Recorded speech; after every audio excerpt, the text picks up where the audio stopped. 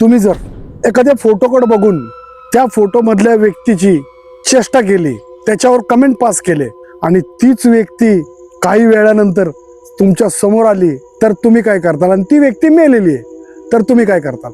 मित्रांनो, अशीच एक घटना एक विशाल नावाच्या मुलाबरोबर घडली होती. विशाल हा गावात जे ऑर्केस्ट्रा शो वगैरे असतात त्याच्यामध्ये हा सिंगर होता आणि त्यांचा शो ज्या गावात होता ना, त्या गावामध्ये एक त्यांना असं पडका वाडा दिला होता की तिथं जाऊन तुम्ही चेंज करा, नाश्ता पाणी करा, तुमचं सामान तिथं ठेवा.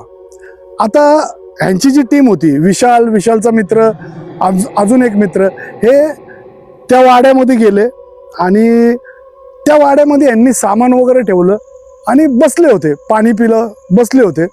तर चहा वगैरे आला, त्या विशालचं लक्ष समोरच्या एका म्हाताऱ्या बाईच्या फोटोवर गेलं आणि ती बाई जी फोटो होता ना, तो थोडा असा म्हणजे कॉमेडी टाईप होता, म्हणजे जरा असा मस्करी होईल असा चेहरा होता त्या बाईचा.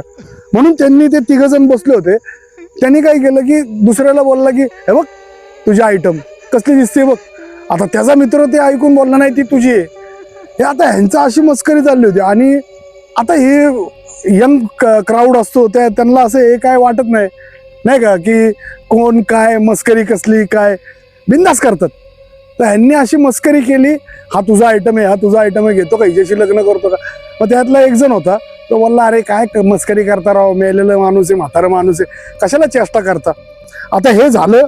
आता ह्यांचा शोचा टायमिंगचा झाला, साधारण 10 वाजता शो चालू होणार होता. म्हणून हे ह्यांचं सामान तिथं ठेवून जिथं शो होता त्या वाड्यापासून कमीत कमी अर्धा किलोमीटरवर त्यांचा स्टेज होता. मग हे तिकडे गेले आणि त्या विशालच्या लक्षात आलं की तो जो वादक आहे त्याचं काहीतरी वाद्य त्या वाड्यातच राहिलंय, त्याने आणायचं विसरलाय. म्हणून तो जो वादक होता तो विशालला बोलला की ऐक ना, माझं राव सामान राहिले, मी आणलंच नाही, शोला नाही का, विसरलो आणताना, चल ना घेऊन येऊ. म्हणलं किती वेळ, आता चालू होईल. काय बोले, हाय 15 मिनटं, तर आपण घेऊन येऊ. आता हे दोघं जण, आता ह्यांचे जे सगळे डान्सर, सगळी टीम, हे सगळे कुठं स्टेजच्या इथं. आणि हा विशाल आणि त्याचा तो मित्र होता तो पुन्हा त्या वाड्यात गेला आणि त्यांनी ते वाद्य वगैरे घेतलं आणि अचानक दरवाजा लागला. म्हणजे हे वाद्य घ्यायला आत गेले आणि तो यांनी कुलूप लावलं होतं आणि ते कुलूप उघडून हे आत गेलते. अचानक बघतात तर काय, दरवाजा पुन्हा लॉक झालाय. आता हे आतून दरवाजा नाही का वाजवतं ते, पण दरवाजा काय उघडतच नव्हता. आता विशाल जो होता तो जरा तब्येतीने असा स्ट्रॉंग होता आणि त्याचा जो मित्र होता तो असा सडपातळ होता. मित्रांनो, विशालने कसं तरी करून तो दरवाजा वाढला. हे दोघं जण बाहेर आले. आता ह्यांच्या लक्षात आलं काहीतरी विचित्र घडतंय, काय ना काहीतरी आहे नाही का इथं. आता हा विशाल आहे ना, त्या मित्राला हे बोलतच होता की इथं काहीतरी आहे प्रकार. तसा तो मित्र असंच थांबला होता, तो विशालकडे बघतच नव्हता. मग तो विशालने त्याला असा झटका दिला, अरे चल इथं नको थांबायला, चल बोले इथनं. तर तो लिटरली विशालकडे जेव्हा त्यांनी पाहिलं तर त्याचे डोळे पांढरे झाले होते आणि त्याचा आवाज बदलला होता. तो मुलगा एका म्हाताऱ्या बाईच्या आवाजात विशालला बोलत होता, चला वाड्यात चल, असा विचित्रपणे बोलत होता. आता ते ऐकून तो विशाल तो भरपूर घाबरला होता. आता ह्याला काय झालं, पण तो विशालला असा ओढत त्या वाड्याच्या इथपर्यंत नेलं, म्हणजे ज्या दरवाजा आहे दरवाजापर्यंत ओढत नेलं आणि तो आत ओढणारच आणि याच आवाज बोलतो, आज चल असा विचित्र आवाज काढून तर विशालनी सरळ एक लाथ त्याच्या छातीवर मारली आणि विशाल तिथनं पळत स्टेजच्या इथं आला आणि तिथं जाऊन सगळ्यांना सांगितलं की असं घडलंय.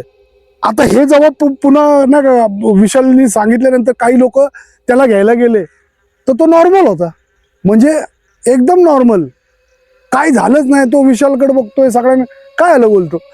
आता सगळ्यांनी ते नाही का ते काय नाही झालं, चला आपला शो चालू करा म्हणून शो चालू केला. आणि तो जो वादक होता तो ढोलकी वाजवायचा, त्याचं जे लक्ष होतं तो जो असा वाजवत होता, तो जो एकटक बघत होता ना त्या विशालकडे बघत होता.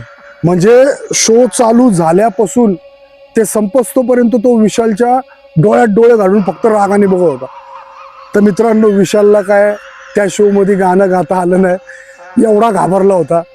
आणि तो जो जो वेड्यागत करत होता तो नुसता विशालकडे बघायचा आणि दात होत असे असा करत होता. आता विशालने काय गाणं वगैरे गायलं नाही. शो संपला.